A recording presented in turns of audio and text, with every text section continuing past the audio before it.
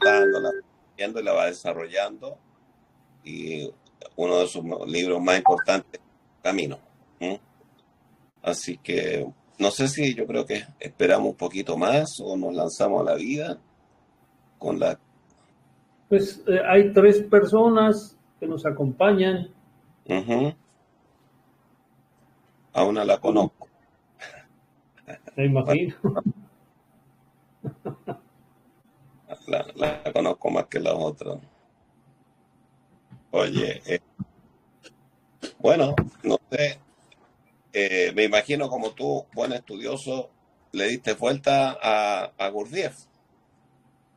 Leí algo, Bien, bien me parece. confieso que no lo conocía.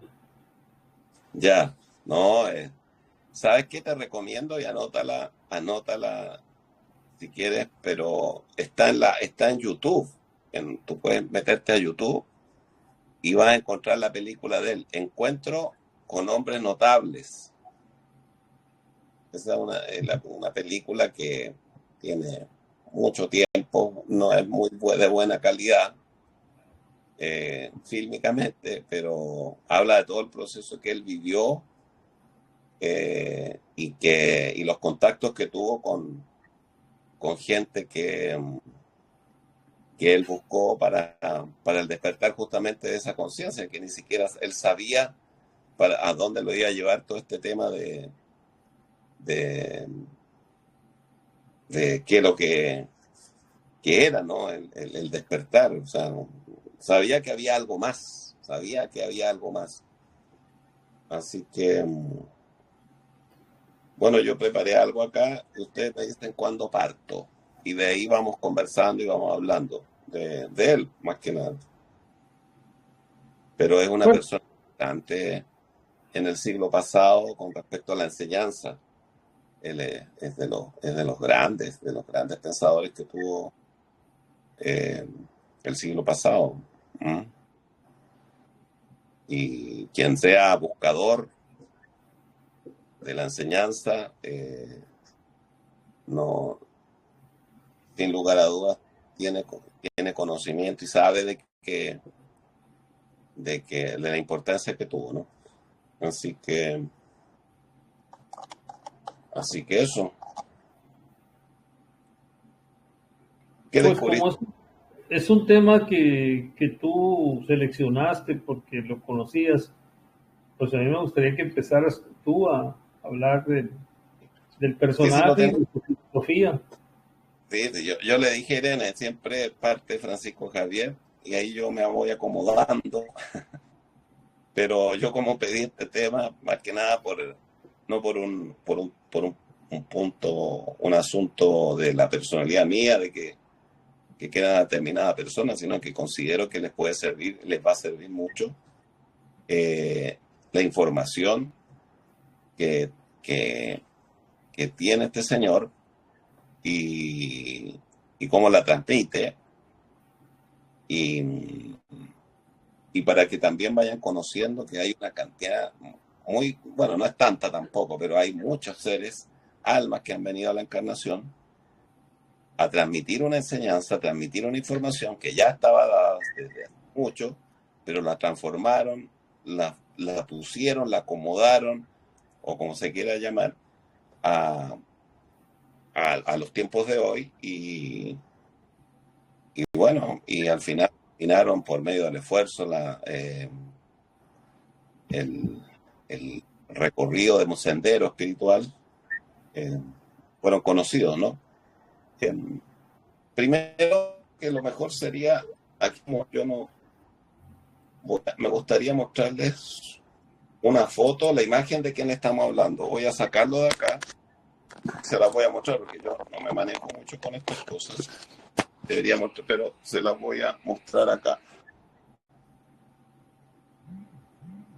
No sé si lo ven ahí, ¿lo ven? ¿Sí? Él es Gurdjieff, sí.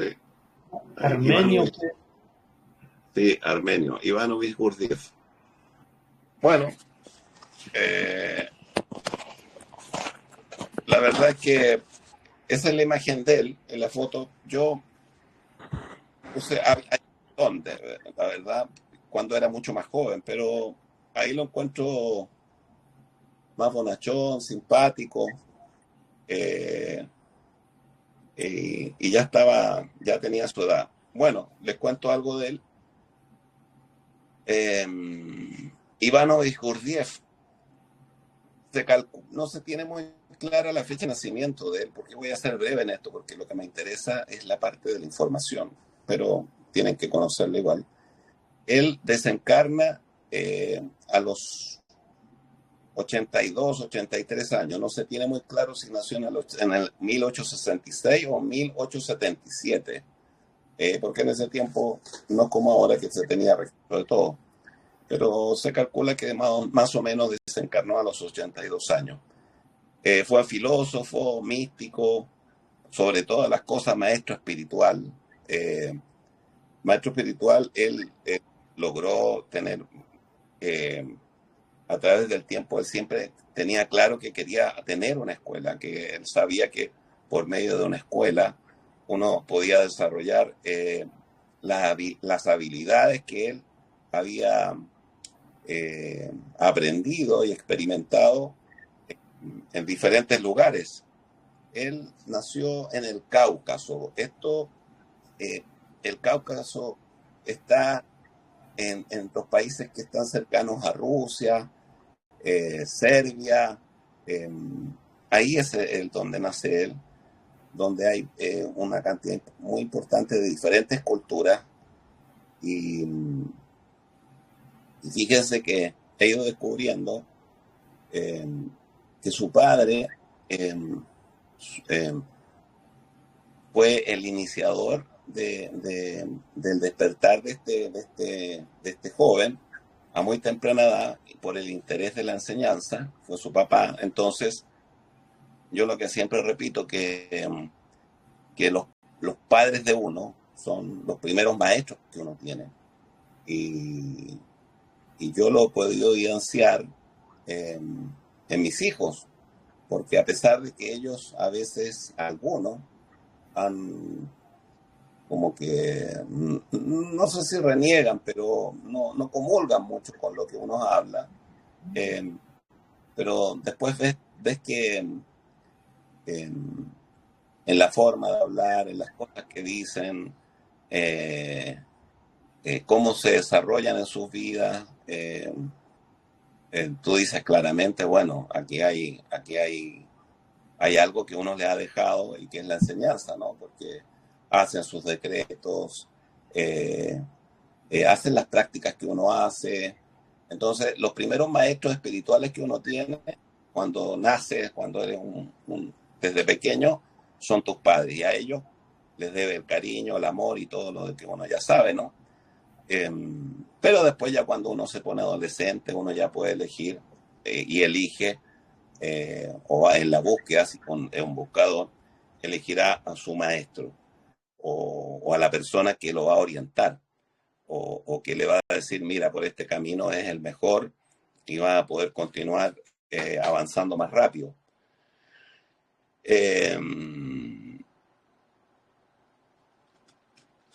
Miren, como es cortísimo, ya llevamos 17 minutos, voy a ir muy rápido. Él descubrió tres caminos, dice aquí, descubrió tres caminos tradicionales de desarrollo. Él, en ese proceso que tuvo de salir en la búsqueda, no tan a temprana edad, pero él se hace de un grupo de amigos que tenían las mismas motivaciones que él, y se lanza a la búsqueda de la enseñanza. Él sabía que no podía estar la vida que tenemos todos, que es la vida que es la común vida que tenemos todos, de nacer, estudiar, casarnos, tener hijos y morir. Él sentía que había algo más.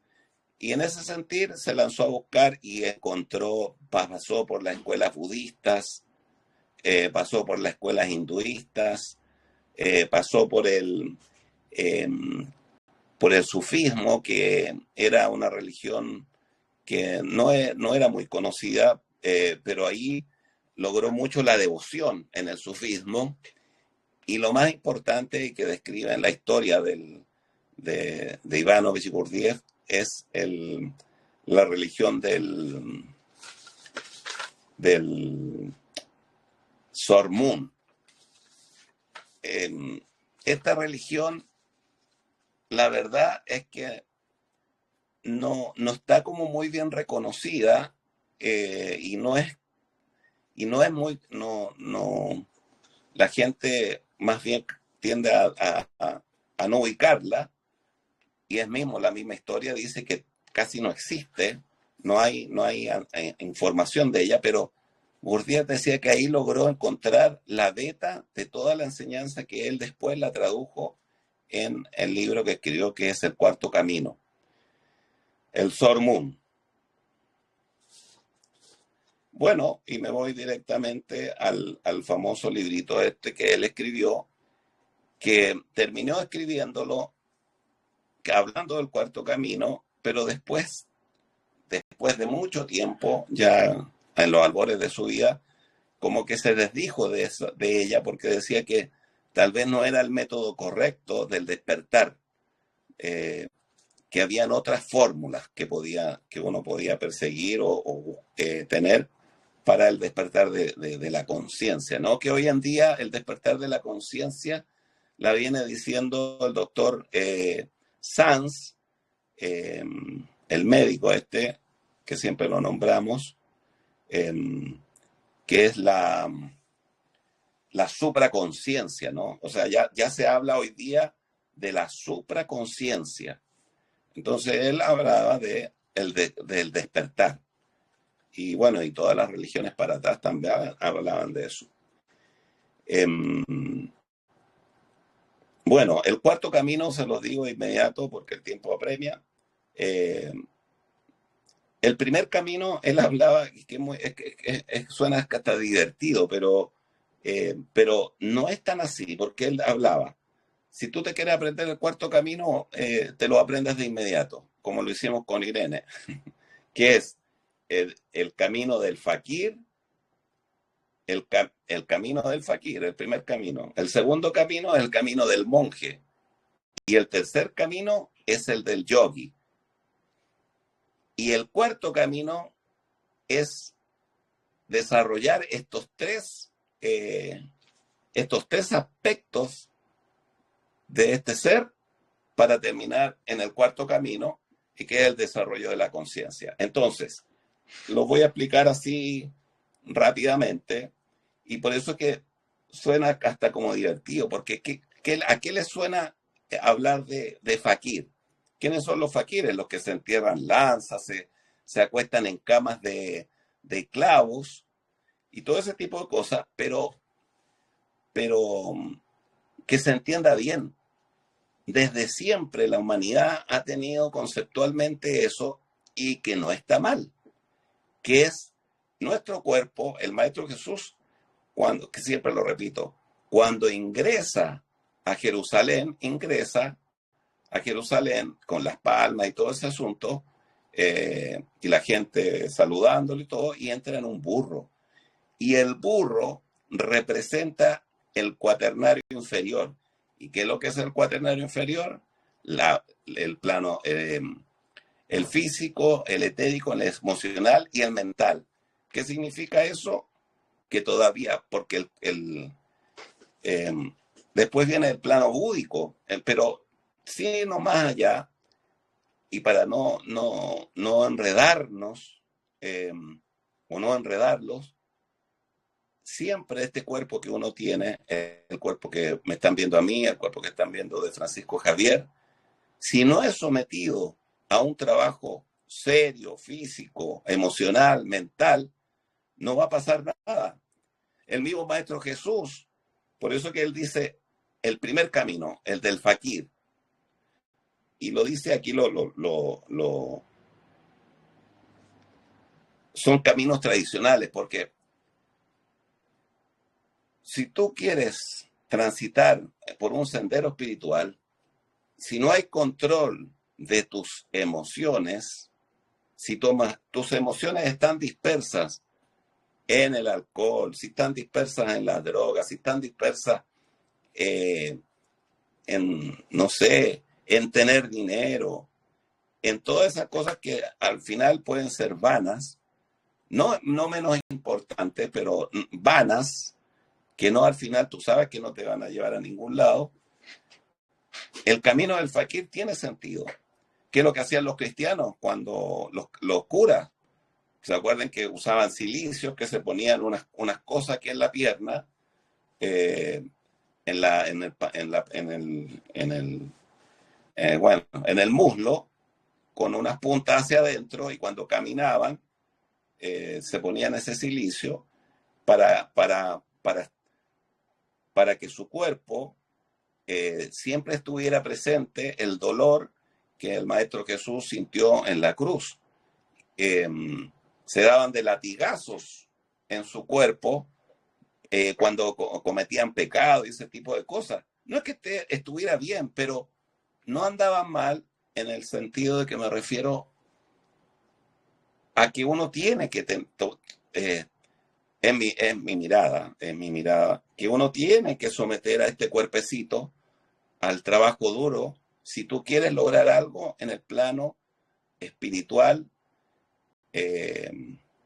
porque si no, no avanzas. Termino acá con este punto.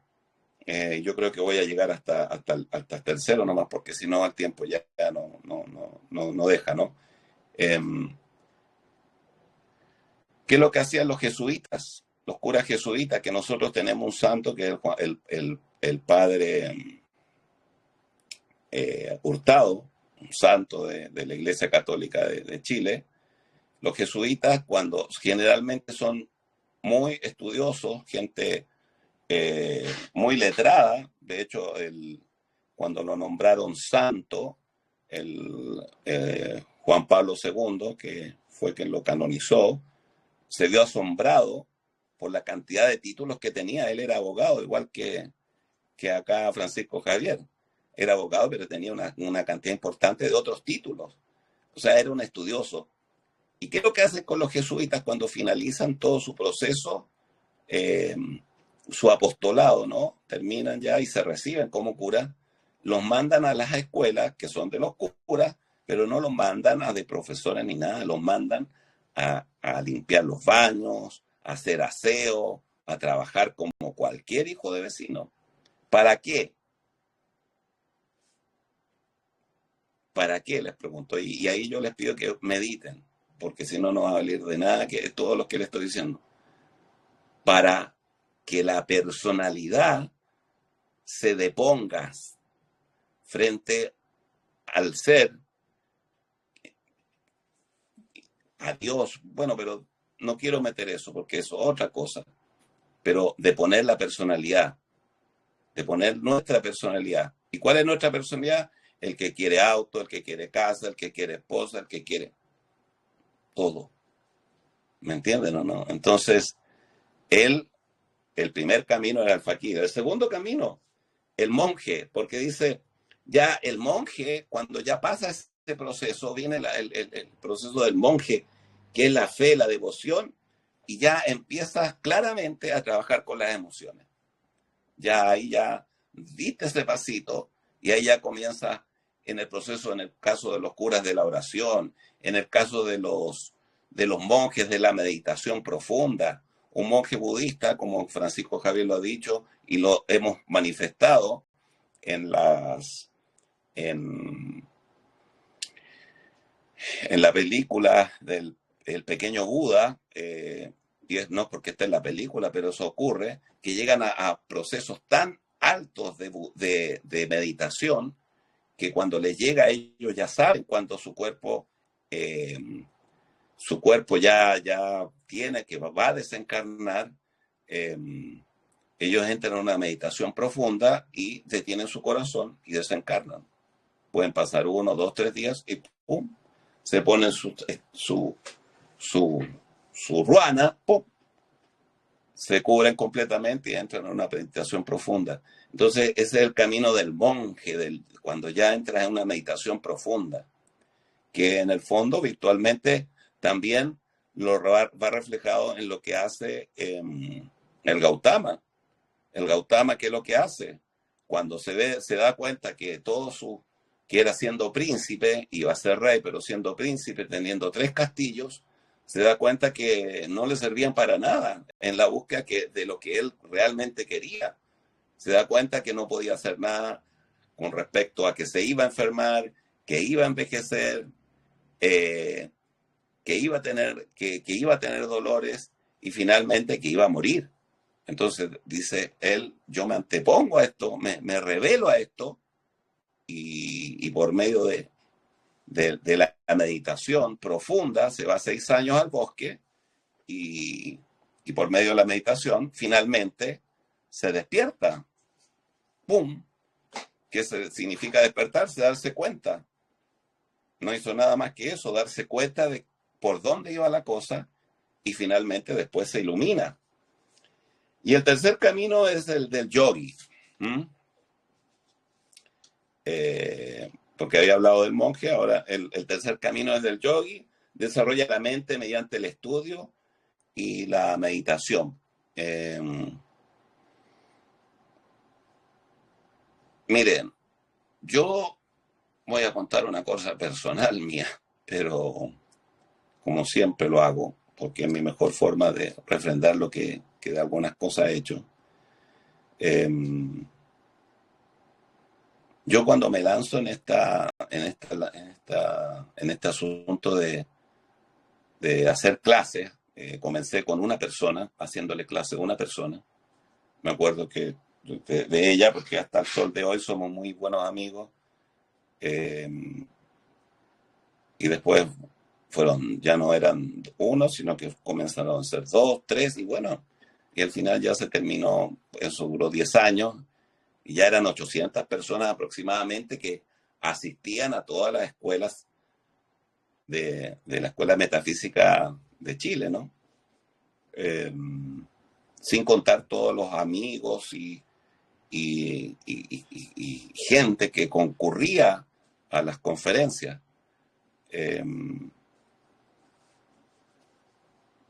¿A qué voy con eso? Que en ese proceso yo recuerdo que no fue por antojadizo, o sea, yo comenzaba, Irene es testigo, creo que está ahí, sí, ya estábamos casados, sí, y yo hacía unos libritos así de hojas, así como esta, y le ponía la tapa y era toda, hacía 2 veces clase a la semana. Y me metí en la cabeza cientos de libros, porque hacía las clases y la iba meditando y me quedaba hasta las 4 de la mañana. Sagrado, 3, 4 de la mañana, por años. Y toda esa información a mi mente, ahí.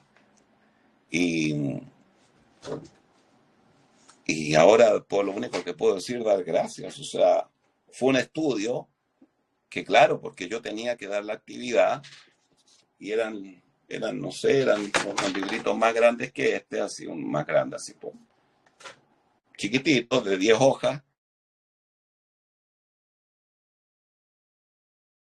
Se llevaban su guía, era una guía en realidad. Pero eso lo hice por años. Y después terminó eso y después ya venían las conferencias y era estudiar, donde no podía quedar una palabra en el aire sin que tú la supieras. Y te decían, oye, ¿y dónde es el Cáucaso? ¿Y dónde queda el Cáucaso? ¿Dónde queda Bosnia? O no sé. Y entonces al final te llena de información y ese es el camino del yogi, ¿no? No estoy diciendo que yo sea un yogi por lejos, yo solamente digo lo que uno tiene que hacer para ir dándose cuenta y ir despertándose a poquitito. Porque estoy cierto de que no he hecho nada. Al final, no. Todo lo que pasó ya pasó y quedó atrás. Bueno, entonces, todas estas 3... Y el cuarto camino, finalmente, como él dice, es la búsqueda, es integrar estos 3 estos 3 puntos en uno solo. En el fondo, que es el despertar de la conciencia. El desarrollo espiritual en medio de las... Bueno, él decía, que aquí encuentro unas palabras, él decía que el desarrollo espiritual ocurre justamente en medio de las actividades diarias. Esto es importante. Y ahí ya comienza todo el asunto, y junto con este grupo de... Piensen que hay un despertar de la conciencia justamente cuando él nace en 1846, 1856. Él nace en 1856, pero en 1876 se estaba fundando la gran teosofía de la Blavatsky. O sea, viene toda esta cantidad de gente, de almas. Está Kit Ballard, hay un montón de seres que ustedes desconocen. Por eso a mí me nació esto de hablarle de uno de estas almas que han dejado huella y que han marcado a la humanidad sin lugar a dudas en el ámbito espiritual. Gente que ni los conoce, pero yo dije, bueno, de a poquitito a lo mejor que los vayan conociendo, pero les va a servir. Entonces él decía que por medio de las actividades diarias, él descubre que uno podía desarrollarse normalmente. ¿Por qué? Porque antes existía que solamente para el despertar de la conciencia tenías que irte a un monasterio, tenías que irte a una montaña, tenías que irte a una cueva, y que eso actualmente existe igual. Paramahansa Yogananda, que ya le he hablado muchas veces de él, y de hecho lo tengo en el libro porque lo admiro profundamente y lo amo mucho, lo quiero mucho, ese ser. Cuando su maestro le dice te tienes que ir a Occidente, a Estados Unidos, a dar la enseñanza, su maestro Siri Desdouar, que me cuesta un mundo pronunciarlo, pero más o menos así, él le dice, pero maestro, si yo lo único que quiero es estar en mi cueva, estar en una cueva y meditar. ¿Qué significaba esto? Que él ya estaba en el estado de Samadhi, había logrado estaba en el estado de Samadhi, se iba así, ¡pum! ¿Qué es el estado de Samadhi? El cielo. Francisco Javier lo ha dicho, yo también lo he manifestado, cuando ya tocas ese lugar, el cielo es tan acogedor que no te quiere salir de ahí. Pero su maestro lo manda a Estados Unidos y bueno, ya sabemos todo lo que logró. La historia, ¿no? De hecho, su tumba está al lado de la de... Bueno, su tumba está al lado de la de Michael Jackson, no porque Michael Jackson sea... Bueno, él fue un famoso artista, ¿no? Pero es una persona hiper reconocida en Estados Unidos. Y no quiero saltarme la historia, pero en esta misma casa han estado los directores de la sociedad de Yogananda aquí tomando once o comiendo un tecito, tomando un café en esta casa. Como es la vida, como es las cosas. Bueno, eso se llama causalidad. Pero bueno, dicho eso, quiero terminar diciendo cosas que para mí yo las encontré genial. Él decía, cada experiencia, cada imagen, cada sonido, cada aroma y cada encuentro deja una impresión en nosotros. En la mayoría de las veces estas impresiones pasan desapercibidas, pero cuando aprendemos a recibirlas conscientemente se convierten en un alimento para nuestro desarrollo interior. Yo lo que muchas veces le he manifestado, uno de repente puede estar, te despiertas, te vas, te tomas un cafecito, el famoso cafecito que siempre le hablo, y ese café, ese levantarse, va a depender de tu estado de conciencia, de tu estado de ánimo más bien, de cómo tomes el día. Y vas a ser feliz, porque por otro lado, te das cuenta cómo empieza a correr la información. La madre de la metafísica para Latinoamérica es Connie Méndez. Y Connie Méndez decía, tu actitud es lo que determina todo lo que te sucede. Si tú amaneces que eso es parte de la ley de mentalismo.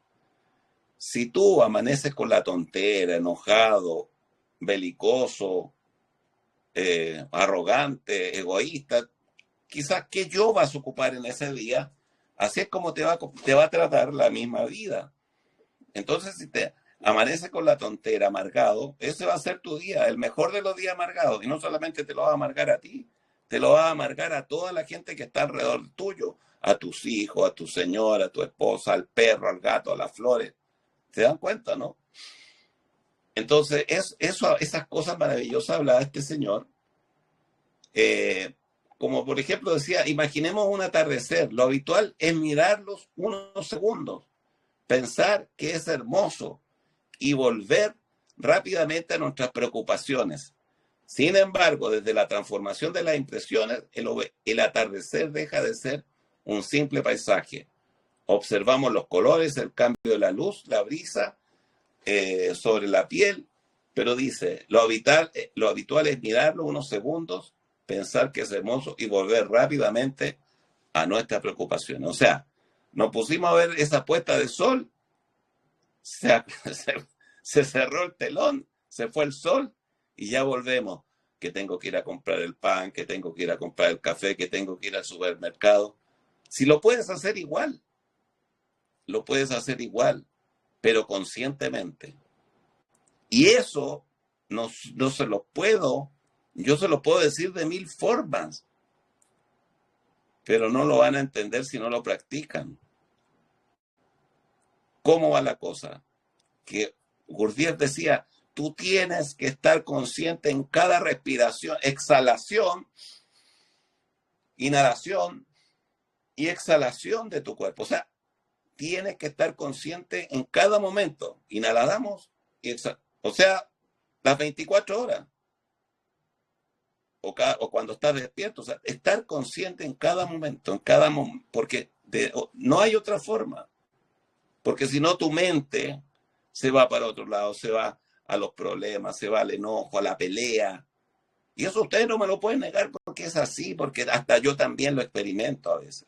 De repente a lo lejos me da la tontera y a lo mejor a veces entramos en contradicciones con una persona que está por ahí escuchando. Pero lo importante es darse cuenta, que nos damos cuenta y le ponemos parelé. Pero no es por un tema emocional, sino porque nos damos cuenta de que la cosa no va por ahí. Entonces, eso la vida te lo aliviana. Me voy al dolor que sentimos cuando nuestros hijos han partido por las condiciones que sea, en un accidente, muerte natural, como sea. ¿Cómo convivimos con ese dolor? Que el dolor va a existir o va a continuar. Pero mientras no conozcamos ese lado B de la vida, sabiendo todas estas cosas maravillosas, entre ellas, que nuestros hijos, ya el cuento lo llevamos mucho rato, que están no murieron, pero bueno, vivimos en un mundo de la forma, y la forma hace que lo echemos de menos, que los amemos, que queremos que estén con nosotros. Pero yo siempre me acuerdo de la película Forrest Gump, que me imagino que todos lo vieron, y bueno, la historia habla de que, para hacer corto el asunto, que él sale a correr y corre 3 años. Y tiene una barba y qué sé yo. Al final se da cuenta que ya tenía que vivir eso, dejó de correr, va donde su amada, la contacta y aparece en la tele él, diciendo a este señor que corría bla, bla, bla, y que corrió mucho, 3 años, y por qué lo motivaba a correr como...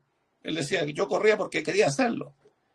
Entonces ella le dice, y esas cosas a mí me quedan grabadas porque son súper importantes, ella le dice, me hubiese gustado correr contigo, estar ahí contigo, porque mostraban unos parajes, bellísimos, donde corría él.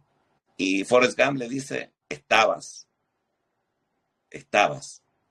¿Qué le quiero decir con esto? ¿Y qué quería decir él? Que siempre la tuvo, ella estaba en sus pensamientos, así como nuestros hijos que desencarnaron, como mi Danielito, él siempre está, siempre está, siempre está. Y ustedes saben, porque lo experimentan constantemente, ellos siempre están. Y nosotros vamos a estar con ellos cuando tiremos la pata, cuando desencarnemos, vamos a estar con ellos y vamos a trabajar de nuevo. Bueno, ya chiquillos, la verdad es que es muy largo, que con eso quiero terminar. Da para mucho, pero con eso creo que está bueno para que hagan comentarios, preguntas, no sé lo que se les ocurra.